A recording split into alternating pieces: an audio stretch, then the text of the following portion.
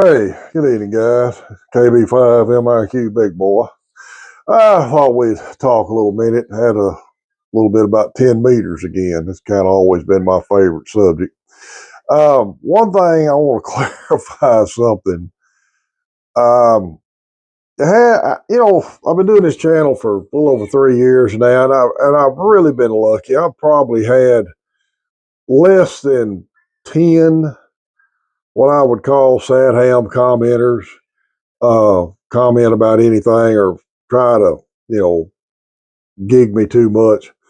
My last video where I talked about the FCC delete, honestly, I really don't like to discuss stuff like that. I really don't. I'd rather just talk to you about radio and QSL cards and stuff like that. But I did on a couple of Facebook pages. I had one guy in particular that, what are you saying? Explain what you're saying. No, you just doesn't mean anything, or you need to put a better summary in your videos before, in case I want to waste time looking at them. I'm sitting there thinking, well, dude, my videos don't have an auto play function, so I don't know why you're complaining about it, but that's just social media today. So that ain't no big deal. Doesn't affect me one way or the other. We'll try to put a little more information in the title of the videos, but yeah, it's like I said, 3 years, less than 10 really bad comments. So I can't complain about that at all. And thanks again, guys, for y'all's support.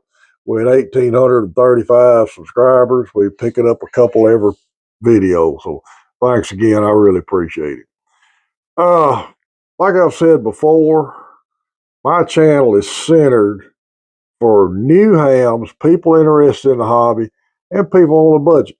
I try to prove that you can get on this hobby and have a good time without having to spend a bazillion dollars on the latest and the greatest radios and the, super tower and tri-banders and all of that. It's okay to spend that kind of money if you want to, but I've always done this on a budget.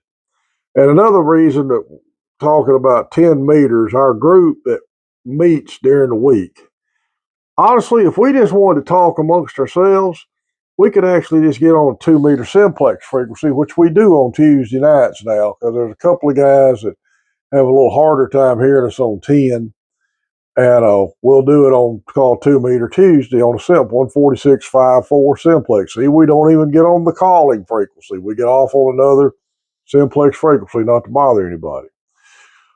But the biggest reason we meet on 10 meters is we have other stations check in with us. And that is the coolest thing about 10 meters in ham radio when we're having these little groups. It's not a net, it's just what we call a round table. And if you connect with us or talk to one of us, you're going to talk to all of us. And especially if a new ham, you're going to make 4 to 6 contacts right there back to back. And that's why we do it. Well, the other night we had some California and Idaho stations check in, and that's kind of got me back to the subject of this video about 10 meters. We talked to a guy in California that had erected, and I can't remember exactly the type of antenna he had built, but he had built some kind of, I think, a loop and had it in his house, up in his attic, and was talking to us from California, 5'9" on 10 meters. Gets back to what I've said all along about 10 meters and new hams getting a lot of experience on HF. It's easy to do. It doesn't take expensive antenna. And when the band is open, you can talk all over the world. We've got 2 relatively new hams in our group, KD5 KWT Carl and KI5 VWO Sam. Both of them are running 10 meters and 10 meter mobiles and making all kinds of DX contacts on 10 meter mobile. Sam run a President Lincoln 10 meter mobile for a long time and still got it and runs it and making all kinds of contacts. So this is why I get so worried about, I don't like to say worried because my wife says I worry enough anyway about the other stuff, but maybe concerned is a better word for new hams, since they've changed the licensing up where you automatically start out as a tech, where you've got everything 50 megahertz and above, and you got 10 meter voice privileges on HF, and you got some HF CW privileges. All these new techs, a lot of them seem to forget that they got 10 meter voice privileges on HF. It's real easy for you guys to buy an inexpensive talkie and start talking with repeaters and thinking that's what you want to do with ham radio. I assure you that's going to get boring pretty quick. And you'll travel a lot and you'll find out that a lot of these repeaters will have a lot of traffic on them. And I don't like to see you get limited to just that, because you're missing a lot of fun working DX stations on 10 meters. So get you some kind of small antenna up. A dipole for 10 meters, overall length of both legs is somewhere in the neighborhood of 16 feet. Put it up in your attic. If you live in an HOA and you got or any kind of antenna restrictions, or maybe you just don't have a way to hang an antenna outside easily, especially if you got some of these newer houses got such high peak, attics in them, you could hang a 10-meter dipole on top of it, and I guarantee you could work the world with it just like that.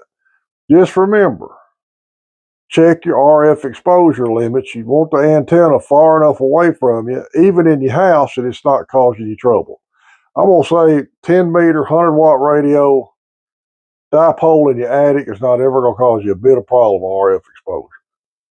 Easy, cheap way to get on there. Now, a lot of people keep saying, well, HF rigs are so expensive and it's just a lot of money and power and pole and whatever. You ain't got to have, where'd that cat go? Ham radio cat. Let me get the ham radio cat up here a second. Come here, girl. Come here. Everybody wants to see you and you don't want to jump up here anymore. Come here. Come here. All right, watch out. Watch out. All right, there's ham radio cat. She's being difficult today. You get you a President Lincoln mobile, any kind of 10-meter mobile. Get you a standard car battery with a charger. That's all you got to have, 12 volts. Piece of coax, copper wire, make a simple dipole. You can use a balun. You don't have to use a balun. Make it as simple as possible. I've made dipoles for 17 meters, 20 meters, 40 meters, 10 meters, made several of them. I've never used a balun on any of them in my life. And experts don't crucify me for that, because I'm not telling you not to use a balun. I'm just saying, don't necessarily have to. Feed it like a dipole. Put the braid on one leg, center conductor on the other. Make sure they're isolated from each other. Cut it the right length. Check SWR and have fun with it. If you don't try to learn a little bit about HF stuff and do some voice contacts right now, especially with 10 meters open the way it is, you're really missing out on a lot of fun in this hobby. So if you got any questions, my email's on my QRZ page. I'll be glad to answer any question I can help you with. Tell you what I've got set up. I've said it in other videos. And you don't have to have that kind of setup. I'll give you some good examples right now of what 10 meters is capable of doing. All right.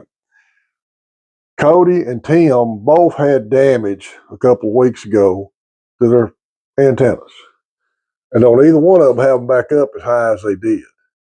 In fact, Cody and Tim are having a hard time hearing each other on ground wave.